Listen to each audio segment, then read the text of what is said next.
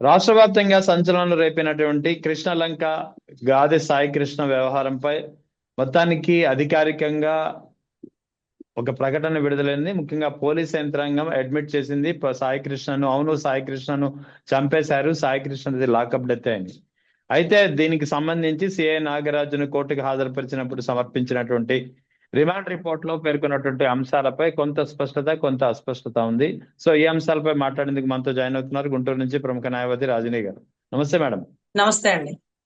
Madam, ఎలా చూడాలి మొత్తానికి గాది సాయి కృష్ణ వ్యవహారంలో సిఏ నాగరాజు అరెస్ట్ తర్వాత అతన్ని కోర్టులో సమర్పించినప్పుడు, హాజరుపరిచినప్పుడు ముఖ్యంగా సిట్ బృందం ఏదైతే దర్యాప్తు చేసిందో సిట్ బృందం దాఖలు చేసినటువంటి రిమాండ్ రిపోర్ట్ లో పేర్కొన్నటువంటి అంశాలు గాది సాయి కృష్ణది లాకప్ డెత్ అని చెప్పి పోలీస్ యంత్రాంగం అడ్మిట్ చేసిన పరిస్థితి. అయితే బాడీ మాత్రం, మృతదేహం మాత్రం వేరే బోర్డ్స్ తెలియడం లేదు, మాయమైపోయింది అని. అంటే ఎలా చూడాలి ఈ అంశాన్ని? రిమాండ్ రిపోర్టు స్పష్టంగా ఉన్నట్టా లేనట్టా? నమస్తే అండి. ముఖ్యంగా ఈ రిమాండ్ రిపోర్టు చాలా స్నాతులైన వాళ్ళతో, చాలా సీనియర్లతో బహుశా రాపించుంటారు. ఇది అల్లా డబ్బా వాళ్ళ వల్ల సాధ్యం కాదు. ఎందుకంటే ఈ రిమాండ్ రిపోర్ట్ చూస్తుంటే నాకు అర్థమైనటువంటి విషయం ఏంటంటే ఫ్యూచర్ లో కూడా నాగరాజు ఈ కేసులో, అంటే నాగరాజు గారు ఈ కేసులో నిర్దోషిగా బయటకు వచ్చేస్తారు. మరి ఓకే. మరి సాయి కృష్ణ డెడ్ బాడీ అది మాకు తెలీదు. అదే ఓకే. మాదిరిగా ఆ తల్లి సాయి కృష్ణని సిఏ నాగరాజు గారు కొడుతుండగా చూసింది.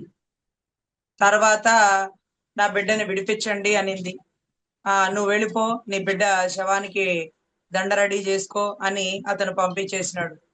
కానీ కొడుతుండగా చూసింది అని చాలా మార్లు ఆవిడ స్టేట్మెంట్ అక్కడక్కడ ఒప్పుకున్నాం, మీడియాలో కూడా చూసినాం. దాని తర్వాత మార్కాపురం నుంచి తీసుకొచ్చింది సిఏ గారేనా? ఏ జీబులో ఎక్కించుకెళ్లారు? ఒక సిఏని డ్రైవింగ్ చేసుకుంటూ నాగరాజు గారిని తీసుకొచ్చేసారా? స్టేషన్ లోకి గౌరవ, అంటే విజయవాడ తాలూకా ఎంపీ గారు వచ్చారు, లోకల్ ఎమ్మెల్యేలు వచ్చినారు, తర్వాత జనసేనకి పంచాయతీ చేయడానికి కొంతమంది అక్కడ ఇన్ఛార్జీలు వచ్చినారు. అదే మాదిరిగా ఆ ఒక నెల రోజుల్లో చాలా చాలా చాలా జరిగినాయి ఆ స్టేషన్ లో మార్పులు చేర్పులు. ఎవరు వచ్చారు, ఎటు వెళ్ళారు, ఏం చేసినారు, ఎవరెవరితో ఏమేం చెప్పించినారు, అసలు ఈ ల్యాండ్ డీలింగ్ ఏంటి, సెటిల్మెంట్ ఏంటి, తన దేనికి వాడినారు, ఇవన్నీ కూడా సీసీ ఫుటేజ్ తో బయటపడుతుంది. ఆ సీసీ ఫుటేజ్ లేదు. మామూలుగా అయితే ఇక్కడ సీసీ ఫుటేజ్ మిస్ అయినా డిజిపి గారి ఆఫీస్ లో క్లౌడ్ లో సేవ్ అయి ఉంటదండి. ఒక 6 months స్టేట్ సీసీ ఫుటేజ్ ఉంటది. అవసరమైనప్పుడు ఒక 1 year సీసీ ఫుటేజ్ కూడా అక్కడ మనం తీసుకోవచ్చు. ఇక్కడ లేదు, అక్కడ లేదు, సీసీ ఫుటేజ్ మాయం. అంటే సరైన సాక్ష్యాలు లేని పిదపట కేసు కొట్టివేయడం అవుతుంది అని ఫ్యూచర్ లో రాబోయే జడ్జిమెంట్ అండి. సరే, వాట్ అబౌట్ నెక్స్ట్?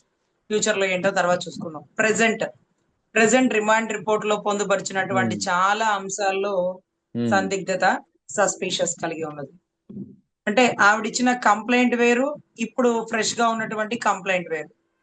నా బిడ్డని ఏం చేశారు, నా బిడ్డకి ఏం జరిగింది, దీని మీద పూర్తి విచారణ చేసి నా బిడ్డను నాకు అప్పచెప్పమని ఆ తల్లి అడిగింది ఒకప్పుడు. మనతో కూడా మీడియాలో మాట్లాడింది ఇక్కడ కూడా. కానీ ఇప్పుడు ఆ తల్లి నా కొడుకుని సిఐ నాగరాజు గారే కొట్టి కొట్టి చంపేసి ఉంటారు, సిఐ నాగరాజు గారే నా బిడ్డని ఏదో చేసేసినారు, సిఐ నాగరాజు గారు వల్లే నా బిడ్డ చనిపోయినాడు అంటూ నాగరాజు నాగరాజు నాగరాజు గారు అంటూ ఒక వ్యక్తిని ఈ కేసులో ఇరికించే ప్రయత్నం జరిగింది. మీరు చూడండి, గతంలో రఘురామకృష్ణరాజు గారిని కాళ్ల మీద కొల్లబొడిచిన కేసులో అయితే ఒక కానిస్టేబుల్, ఒక ఎస్ఐ, ఒక సిఐ ఉంటారు. కానీ దాంట్లో ఐపీఎస్ ఆఫీసర్లు ఉన్నారు. ఒక ఆయన అయితే బీహార్ కి ట్రాన్స్ఫర్ అయిపోయారు, సునీల్ నాయక్ గారు, ఇంకా సునీల్ కుమార్ గారు, ఇంకా విజయ్ కుమార్, ఇంకొక ఆయన ఎవరో కూడా విజయ్ బాబు గారు ఎవరో ఒక ఆయన ఉన్నారు ఆయన. సో వీళ్ళందరినీ కస్టడీలోకి తీసుకోవడం, అరెస్ట్ చేయడం, కొంతమందిని విచారణ చేయడం, కోర్టుకు ప్రొడ్యూస్ చేయడం. అంటే కాళ్ల మీద తగిలిన దెబ్బలని ఏదైతే కన్సర్న్ జీజీహెచ్ లో నిర్ధారించగా, దాని తర్వాత నాకు అనుమానం అంటూ మిలిటరీ హాస్పిటల్లో చెక్ చేసుకున్నప్పటికీ ఆ కేసులో ఐపీఎస్ ఆఫీసర్లు ఎంతో మంది ఇరుక్కుపోయారు కాళ్ల మీద దెబ్బలకి. కాదంబరి జత్వానీ గారి కేసులో ఆవిడని ఎక్కడో పెట్టి ఇబ్బంది పెట్టారు, లేకపోతే పలానా మమ్మల్ని దుర్భాషలాడారు, మా తండ్రిని తల్లిని తీసుకొచ్చినారు, ఇలాంటి కేసులో ఐపీఎస్ ఏదైతే క్రాంతిరాణ్ టాటా గారు, పిఎస్ సరాంజనేయులు గారు, విశాల్ గున్ని గారు, ఇంకొక ఎస్ఐలు, సిఐలు, అధికారులు వీళ్ళందరూ సస్పెండ్ అయిపోయారు. అంటే భావోద్వేగాలు, మనోభావాలు కొట్టిన దెబ్బలకి కాదంబరి జత్వానీ గారు కొట్టిన దెబ్బలు కూడా పెద్దగా ఎక్కడ మనకు తెలియదు. ఆవిడ మనోభావాలు దెబ్బతిన్నందుకు ఆమెను అక్కడి నుంచి తీసుకొచ్చినారు. కాళ్ళ మీద కొట్టినందుకు రఘురామకృష్ణరాజు గారి కేసులో. మరి ఇప్పుడు లాకప్ డెత్ కేసులో ఎంత సివియారిటీ ఉన్న కేసు అండి ఇది. అవును. Gade Vijayalakshmi versus state of Andhra Pradesh అనేటటువంటి ఒక గొప్ప ల్యాండ్ మార్క్ జడ్జిమెంట్ కాబోతుందేమో. ఎందుకంటే రెండు తెలుగు రాష్ట్రాల్లో ఎక్కడా కూడా లాకప్ డెత్ అనే పదాన్ని పరిభాషకు కూడా మీరు వినివిలేవు. ఎందుకంటే అది బీహార్, ఉత్తరప్రదేశ్ అక్కడెక్కడో జరిగేవి. ఇక్కడ ఎప్పుడు అలా జరగవు. కానీ ఇక్కడ ఒక్క సిఐ ఎలా చేసేస్తాడు? ఇందాక ఏదైతే గతంలో జడా శ్రావణ్ కుమార్ గారు చెప్పినట్టుగా హోటల్లో 302 రూమ్ నెంబర్ ఏవేవో చెప్పినారు, ఆర్టీసీ బస్ స్టాండ్ దగ్గర అని చెప్పినారు. ఇవన్నీ తీగలాగితే డొంక కదిలిద్ది అన్నట్టుగా ఆయన ఇన్వెస్టిగేషన్ పార్ట్ కనుక ఇంప్లిమెంట్ అయితే సిపి నుంచి, టాస్క్ ఫోర్స్ నుంచి, మున్సిపల్ ఆఫీస్ లో కమిషనర్ నుంచి, ఎందుకంటే ఏదైతే పోస్ట్ మార్టం సర్టిఫికెటా లేకపోతే పంచనామా సర్టిఫికెటా ఎవరి ఆధ్వర్యంలో ఇచ్చారు, ఒక అనుమానాస్పద మృతిగా లేకపోతే ఒక ఒక శవంగా దొరికినప్పుడు, అనాథ శవంగా దొరికినప్పుడు దాని ప్రొసీజర్ ఏంటి, ఇవన్నీ ఫాలో అవ్వాల్సింది మున్సిపాలిటీ వాళ్ళు కదా, డెత్ సర్టిఫికెట్ ఇవ్వాల్సింది. అంతే కదా. లేకపోతే ఖననం చేసినటువంటి స్వర్గపురి శ్మశాన వాటికి కదా. సో ఇలా అందరూ ఇరుక్కునే పరిస్థితి. వీటన్నిటిలో అసలు జగన్ గారి చాలా ఆశ్చర్యం అండి. ఒక మెతుకు చూసి ఉడికిందా ఉడకలేదా అనేది ఒక తల్లి అన్నం వండుతూ ఎలా చెప్పేస్తుందో, ఆ కేసులో డీజీపీ, సిపి, అక్కడ ఉండే ఎస్పీలు, డిఎస్పీలు వీళ్ళందరూ బాధ్యులేనంటూ ఏకదం చెప్పేసి వెళ్ళిపోయినారు. అవును. ఇతను చెప్పింది చూస్తుంటే మొత్తం అందరూ ఇరుక్కుని పడిపోతారు. అందరూ ఇరుక్కుని పడిపోతే ఒకవేళ సిబిఐ వచ్చేస్తే లైవ్ డిటెక్టర్ కనుక పెడితే మేము చెప్తుంది నిజమేనా అబద్ధమా అనేది కూడా వస్తే ఎంతమంది పేర్లు వస్తాయి. హోమ్ మినిస్టర్ ని ఎవరు అండర్ కంట్రోల్లో వర్క్ చేస్తుంది? హోంశాఖ. పోలీసులు ఎవరు అండర్ కంట్రోల్లో వర్క్ చేస్తున్నారు? ఇవి కూడా తెర మీదకి వచ్చే అవకాశం ఉంటది. సో ఈ రిమాండ్ రిపోర్ట్ లో మాకు అర్థమైన విషయం ఏంటంటే తారుమారు తక్కరుమారు ఆట ఆడారు. చాలా పెద్ద సీనియర్ ని తీసుకొచ్చి రిమాండ్ రిపోర్ట్ పూర్తి చేసినారు. ఈ రిమాండ్ రిపోర్ట్ లో గన సీసీటీవీ ఫుటేజ్ లో లేని కారణంగా ఆవిడ తల్లి బాధతో, భావోద్వేగంతో ఆరోపించడమే కానీ తల్లి చూస్తుండగా సిఐ గారు కొట్టి చంపిన ఎవిడెంటరీ లేదు కాబట్టి సిఐ గారు ఇవాళ కాకపోతే రేపైనా తప్పించుకుంటారు. అది మంచి విషయమే అనుకోండి. అలా అలా లాకప్ డెత్. మరి ఇప్పుడు ఆ డెడ్ బాడీ ఎక్కడ, అసలు ఆ మనిషి ఏమైపోయాడు అంటే వెతుకుతాం. ఒక 5 ఏళ్ళు, 6 ఏళ్ళు, 7 ఏళ్ళు, 10 ఏళ్ళు వెతుకుతాం. ఖాళీ బూడిదైపోయారని వాళ్ళకి తెలిసినటువంటి సమాచారం. ఆ చెప్పిన వాళ్ళు కూడా అక్కడికి సంబంధిత కానిస్టేబుల్సే పాపం. కానీ వాళ్ళు బయట చెప్పలేరు, సిఐ ముందు వెళ్ళలేరు, ప్రభుత్వానికి ఎదురు ఉండలేరు. సో ఇటువంటి పరిస్థితుల్లో ఈ కేసు ఇలాగా మరుగున పడిపోవడమే ఆ రిమాండ్ రిపోర్ట్ లో ఉండే తప్పులు. ఆ తల్లి ఇచ్చిన కంప్లైంట్, ఆ తల్లి కోర్టుకి ఇచ్చిన కంప్లైంట్ వేరు, రిమాండ్ రిపోర్ట్ వేరు, ఆవిడ రాసిచ్చిన కంప్లైంట్ వేరు. అంటే అక్కడ ఒక కంప్లైంట్, ఇక్కడ ఒక కంప్లైంట్ ఇచ్చిందా అండి? నా బిడ్డకి ఏమైందండి, అంటే మార్కాపురం నుంచి ఆవిడ్ని తీసుకొని భయపెట్టో లేకపోతే నయానో భయానో మరో కంప్లైంట్ రాయించుకున్నారా ఏంటి? 100% అదే జరిగి ఉంటదండి. 29న కోర్టులో ఆ తల్లి ఇచ్చిన కంప్లైంట్ ఎవిడెంటరీ కూడా బయటికి తీస్తే ఈ కంప్లైంట్ కి ఆ కంప్లైంట్ కి తేడా ఉంటది. ఎందుకంటే ఈ కంప్లైంట్ చాలా అద్భుతమైన పదజాలంతో రాసి, సో ఈ కంప్లైంట్ చూసే కొద్దీ మాకు అనిపిస్తుంది దగ్గరుండి అధికారులు రాసిచ్చిన కంప్లైంటే గాని ఆ తల్లి రాసిచ్చిన కంప్లైంట్ కాదు. ఎందుకంటే పలుమార్లు సిఐ నాగరాజు నాగరాజు నాగరాజు అని 4-5 చోట్ల ప్రస్తావన జరిగింది. ఆ తల్లి నా బిడ్డకి ఏమైంది, మార్కాపురం నుంచి పోలీసులు తీసుకొని వచ్చారట, నా బిడ్డని నాకు వెతికి ఇవ్వండి, పోలీస్ స్టేషన్ లో నా బిడ్డ ఉన్నారని చెప్తున్నారు కానీ కోర్టుకు సబ్మిట్ చేయలేదు, నా బిడ్డకి ఏం జరిగింది అని అడిగింది. కానీ ఈ కంప్లైంట్ లో నా బిడ్డకి ఇదే జరిగింది, ఇలాగే చేశారు, సిఐ గారే చేశారు అంటూ కూడా రాసి ఉండడం ఒక ఆశ్చర్యకరం అండి. వాట్ అబౌట్ అసలు ఫ్యూచర్ ఎలా ఉంటుందో, ఇలా చేస్తే పోలీసుల మీద నమ్మకం ఉంటుందా, ప్రభుత్వం మీద నమ్మకం ఉంటుందా, మరి చూడాల్సి ఉంటదండి. అయితే ఇక్కడ ఈ టోటల్ రిమాండ్ రిపోర్ట్ చూస్తుంటే సిఐ నాగరాజ్ ఒక్కడనే బాధ్యుని చేసి, ఒక్కడనే బలిపశు చేసి, మిగిలిన అధికారుల పేర్లు ఏవి బయటికి రాకుండా చేసే ప్రయత్నంలో భాగంగానే మీరు చెప్పినట్టు రిమాండ్ రిపోర్ట్ చక్కగా ఒక సీనియర్ చేత రాయించారంటారా? సీనియర్ పోలీస్ ఆఫీసర్ ని తీసుకొచ్చి ఈ రిమాండ్ రిపోర్ట్ రాపించారు. సీనియర్ రిటైర్డ్ ఆఫీసర్ ని తీసుకొచ్చి ఈ కంప్లైంట్ మార్చారు. కంప్లైంట్ మార్చారు. రిమాండ్ రిపోర్టు చాలా అనుభవజ్ఞుడైనటువంటి 2-3 వ్యక్తుల్ని కూర్చోబెట్టి రాపించుంటారు.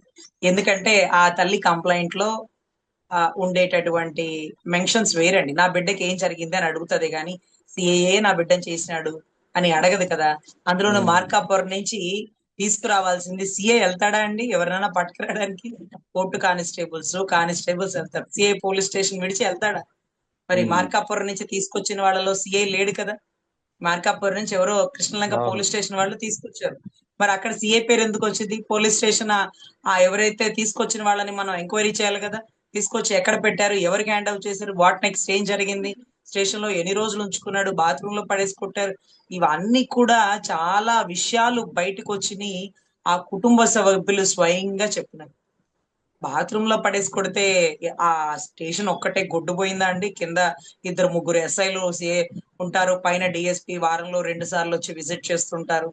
అసలు సీసీ కెమెరా లేకుండా ఎలా వర్క్ చేసిందండి? ఇంకా కూడా గౌరవ సిట్ మనస్ఫూర్తిగా ఎంక్వైరీ చేయగలిగితే కృష్ణలంక పోలీస్ స్టేషన్ ఎదురుగా చాలా హోటల్స్, బిల్డింగ్స్ ఉంటాయి.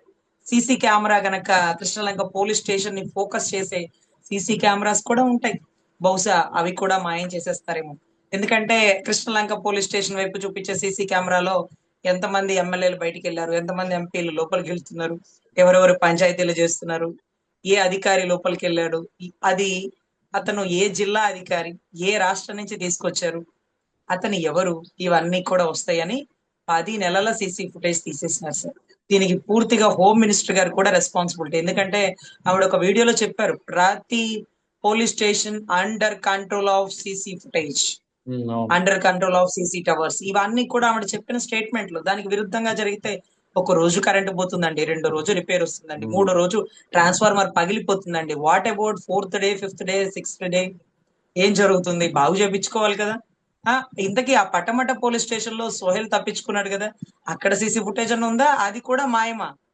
గోవిందా గోవిందా అండమే సార్.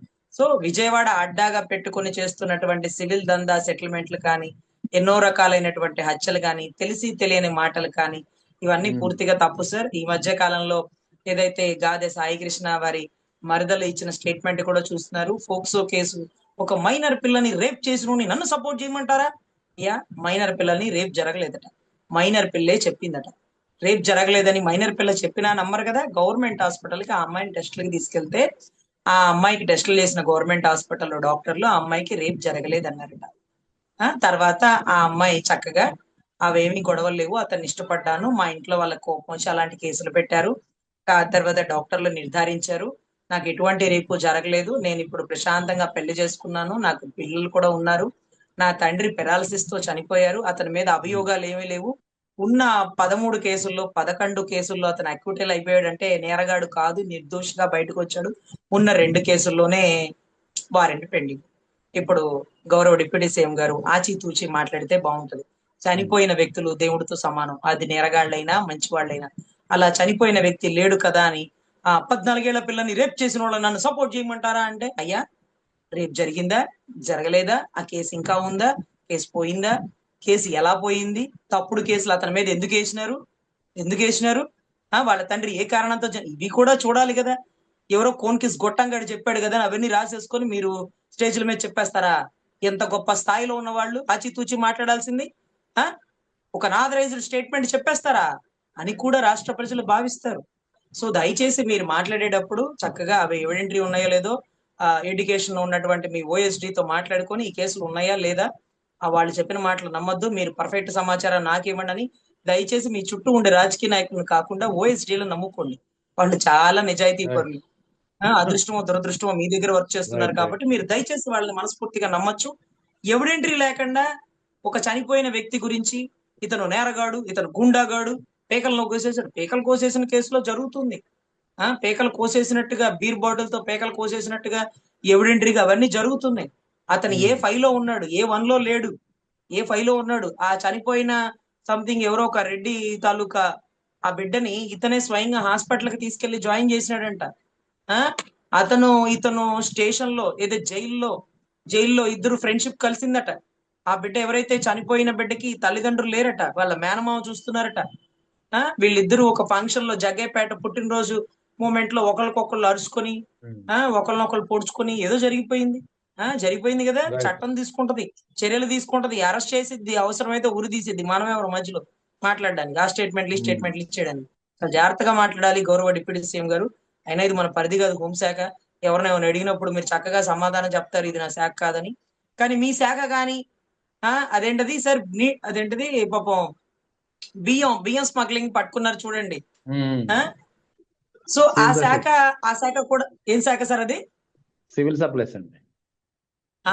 కదా, సివిల్ సప్లైస్ శాఖ ఆయనకి సంబంధం లేదు, అయినా కానీ సీజ్ ద షిప్ అన్నారు, ఆ శాఖలో తలదూర్చేసినారు. అలా అదేంటిది సినిమాటోగ్రఫీ శాఖ ఆయనకి సంబంధం లేదు, కానీ సినిమా ప్రొడ్యూసర్ డైరెక్టర్లు అందరూ కూర్చోబెట్టి ఈయనే మాట్లాడతాడు. కందులు దుర్గేష్ చేసే గారి పని కూడా ఈయన చేసేస్తాడు, సీఎం గారు చేసే పని కూడా ఈయన చేసేస్తాడు. ఆయన నచ్చిన శాఖలో ఆయనకి వెళ్ళిపోతాడు. ఆయన కొన్ని శాఖలో తలదూర్చుకోవడానికి కొన్ని రూల్స్ అండ్ రెగ్యులేషన్స్ ఉన్నాయిలేండి, ఆయనకి కొన్ని కండిషన్స్ పెట్టారు పై వాళ్ళు. సో ఆ కండిషన్స్ ప్రకారం ఆ శాఖలో మాత్రం తలదూర్చడు, కానీ అది క్రిమినల్స్ తాలూకా అదృష్టంగా మనం భావించాం. సో ఎనీవే ఆచితూచి మాట్లాడండి, కేసులు లేని దగ్గర ఉన్నవో లేవో కొంచెం చూసుకొని మాట్లాడితే బాగుంటుందని మా తరపు చిన్నపాటి అభ్యర్థన సార్. అదే ఇక్కడ ఈ రిమాండ్ రిపోర్ట్ లో పేర్కొన్నటువంటి ఒక అంశం, సాయి కృష్ణ డెడ్ బాడీ గురించి వేరే బోర్డ్స్ అనేది ఇవాల్టి వరకు తెలియలేదు అని చెప్పి రిమాండ్ రిపోర్ట్ లో ఒక చోట ప్రస్తావించారు పోలీసులు. అంటే యాక్చువల్లీ ఒక్క నిమిషం, అతన్ని మాయం చేశారు, చంపేశారు అనేది కన్ఫర్మ్ అయింది రిమాండ్ రిపోర్ట్ ద్వారా. మరి అటువంటప్పుడు ఆ రిమాండ్ సిట్ దర్యాప్తు చేసిన బృందం డెడ్ బాడీ వేరే బోర్డ్స్ తెలియలేదు అని చెప్పి ఎలా రాస్తుంది? ఆ దిశగా ఎందుకు విచారణ జరగలేదంటారా, లేకపోతే ఏం జరిగిందంటారు? సార్ ఇలాంటి కేసుల్లో మామూలుగా మేము గతంలో ఇన్వెస్టిగేషన్ చేసిన కేసుల్లో ఏం జరుగుతుందంటే, ఇతనే పొడిచాడు అని ఆవిడ చెప్తుంది, కానీ తర్వాత ఎంక్వైరీ తర్వాత 2 years 3 years తర్వాత ఏమైతుందంటే, అతను పొడిచారని ఎవరో చెప్పారండి, నేను చూడలేదండి, నేను విన్నానండి అంటారు. ఎవరు చెప్పారో ఎవిడెన్స్ తీసుకురావాలి, ఆ ఎవిడెన్స్ తీసుకురాలేకపోతే సరైన ఆధారాలు లేని మీద కూడా కేసు కొట్టివేయడం అవుతుంది. ఇక్కడ మ్యాన్ మిస్సింగే ఉందండి, ఇంకా కూడా మీరు గమనించండి. మనిషి డెడ్ బాడీగా చనిపోయాడని కూడా ఇంకా నిర్ధారించలే. ఒకవేళ చనిపోతే ఎవరు చంపేశారో మళ్ళీ పట్టుకోవాల్సి వచ్చింది. ఎవరో దారిని పోయే దానయ్య, ఇంకెవరో కొత్తగా పేర్లు చెప్పొచ్చు, కానీ అతన్ని కొట్టారని, తర్వాత అతను బయటికి వెళ్ళాడని, తర్వాత లేకపోతే తప్పించుకొని వెళ్ళిపోయాడని, లేకపోతే ఇదంతా కూడా ఆధారాలు ఉండాలంటే సీసీ ఫుటేజ్ ఉండాలి కదా. కానీ స్టేషన్ లోకి తీసుకురావడం అనేది కన్ఫర్మేషన్ అయితే, తీసుకొచ్చిన వ్యక్తి ఏడి అని చెప్పాల్సిన బాధ్యత ఆ పోలీస్ స్టేషన్ SHO. మామూలుగా ఇలాంటి కేసులో SIA ఉంటాడండి, అంటే ఇన్వెస్టిగేషన్ ఆఫీసర్. సిఐకి సంబంధం ఉండకపోవచ్చు, అంటే SHOగా SI మెన్షన్ చేస్తారు, సిఐకి ఉండకపోవచ్చు. కానీ మరి చూడాలండి, నాకు ఆశ్చర్యం ఏంటంటే డెడ్ బాడీ చంపేసినారు, బూడు చేసినారు అనే పదజాలం నాకైతే ఎక్కడ పెద్దగా అనిపించలేదు. డెడ్ బాడీ అనే పదం ఉంది. డెడ్ బాడీ అనే పదం అంటే మరి బాడీ ఉండాలి సార్, లేదు రిమాండ్ రిపోర్ట్ లో అయితే మెన్షన్ చేశారు అంటున్నాను నేను, అంతే. అదే సార్ ఆశ్చర్యం, ఇప్పుడు డెడ్ బాడీ అంటే ఎక్కడ పెడతారు? పోస్ట్ మార్టం దగ్గర పెడతారా, గవర్నమెంట్ హాస్పిటల్లో పెడతారా సార్? ఇది అసలు 29 కోట్లకు వెళ్ళాక జడ్జి గారు అడిగే ప్రశ్నలకి వీళ్ళు ఫస్ట్ చెప్పాల్సిన సమాధానం 29న నాకు చెప్తానన్నారు కదా కోర్టుకి, ఈ లోపే మీరు సిట్ వేసేసుకున్నారు, ఈ లోపే అతని మీద 302 కట్టేశారు, అతను ఒక్కడనే బాధ్యుడిని చేస్తారేంటి? నేను అడిగింది సిపిని కదా, కమిషనర్ ఆఫ్ పోలీస్ నేను అడిగా, ఏది మీ కస్టడీలో ఉన్న వ్యక్తిని ప్రొడ్యూస్ చేయండి అని. SHO సిఐనో కానిస్టేబుల్ నో నేను అడగను. సో నేను ఎవరైతే సిపిని అడిగినో అతనే దోషి నా దృష్టిలో, అని కూడా అనే అవకాశాలు ఉంటాయి సార్. కానీ డెడ్ బాడీ అనేది ఎప్పుడైతే మెన్షన్ చేసినారో బాడీ చూపించాలా, మరి బాడీ ఎక్కడి నుంచి? అంటే ఆ తల్లి చెప్పింది నా బిడ్డని కొట్టి చంపేసినాడు అని ఆ తల్లి అనుకుంటుంది. మరి కొట్టి చంపేసినాడు, నా బిడ్డని శవంగా చేసేసినాడు అని ఆ తల్లి భావిస్తుంది. మరి అది ఎంతవరకు నిజం అనేది నెక్స్ట్, ఇది ఫస్ట్ ఛార్జ్ షీట్ అండి, ఫస్ట్ రిపోర్ట్ వేస్తారు, second charge sheet, third charge sheet, investigation part లో ఇవి కాదు మళ్ళీ ఇంకొక కొత్తది, అలా చాలా మారుతూ ఉంటాయండి. ఇవాళ ఉన్నది రేపు ఉండకపోవచ్చు, బహుశా వాళ్ళు ఎన్ని మెలికలు వేస్తారో, ఎవరెవరిని తప్పిస్తారో అనేది ఇంకా వేచి చూడాలి. ఓవరాల్ గా ఈ టోటల్ ఎపిసోడ్ లో ఈ రిమాండ్ రిపోర్ట్ బయటకు వచ్చిన తర్వాత, అంటే లాకప్ డెత్ అనేది కన్ఫర్మ్ అయిన తర్వాత, డెడ్ బాడీ మాయమైనది అంటే డిసప్పీరెన్స్ ఆర్ డిస్క్లోజర్ అని కూడా ఒకటి 2 చోట్ల ఉందండి. అంటే ఇది జరిగిన తర్వాత ఇది కూటమి ప్రభుత్వానికి, అంటే పోలీస్ యంత్రాంగం ఇంత అస్తవ్యస్తంగా ఉందా, ఇది కూటమి ప్రభుత్వంపై ఎలాంటి ప్రభావం చూపిస్తుందంటే ఏం చెప్తారు మీరు?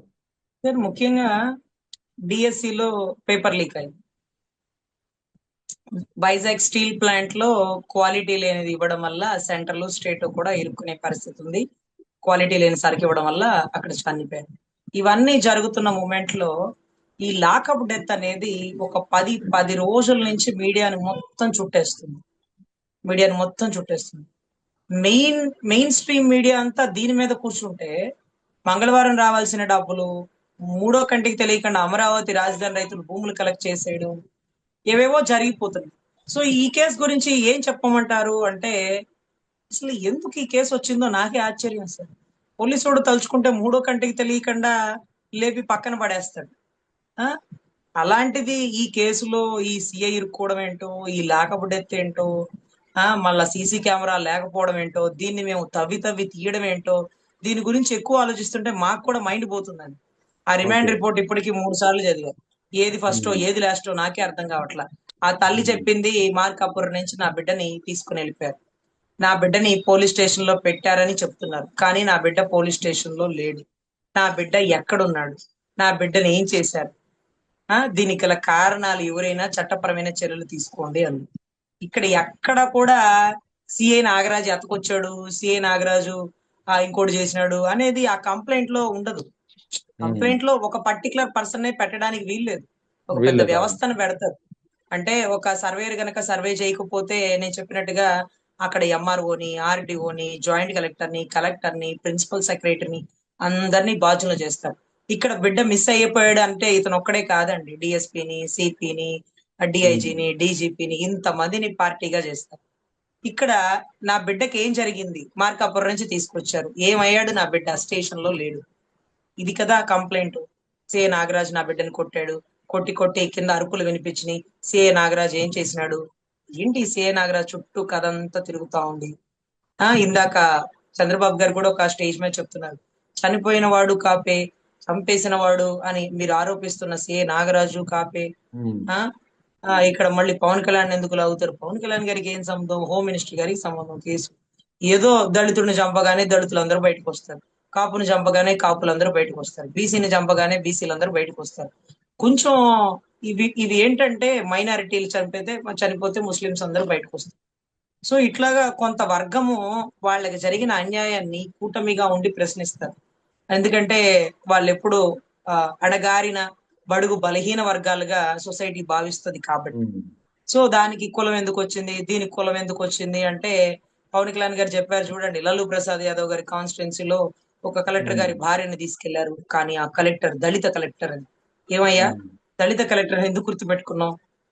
లేకపోతే సిన్సియర్ హానెస్ట్ కలెక్టర్ అని గుర్తుపెట్టుకోవచ్చు కదా. దళిత అనేది అక్కడ ఎలా నోటెడ్ అయిందో కాపు, బీసీ, మైనారిటీ అనేది కూడా అలాగే నోటెడ్ అవుతుంది. సో దయచేసి ఇక్కడ కులాల ప్రస్తావన లేకుండా ఆ తల్లికి జరిగిన అన్యాయమే కాకుండా ఇది రాష్ట్రానికి జరుగుతున్నటువంటి అన్యాయం. రక్షక భటుల, భక్షక భటుల అని ప్రజలు భావించే పరిస్థితి ఉంది కాబట్టి సరైన సమాచారాన్ని పూర్తిగా ప్రజలకు అందించండి. లేకపోతే ఏం జరుగుతుందో వ్యవస్థలో అర్థం కావట్లా. మెయిన్ స్ట్రీమ్ డైవర్ట్ చేయడానికి ఇలాంటివి తీసుకొస్తున్నారా?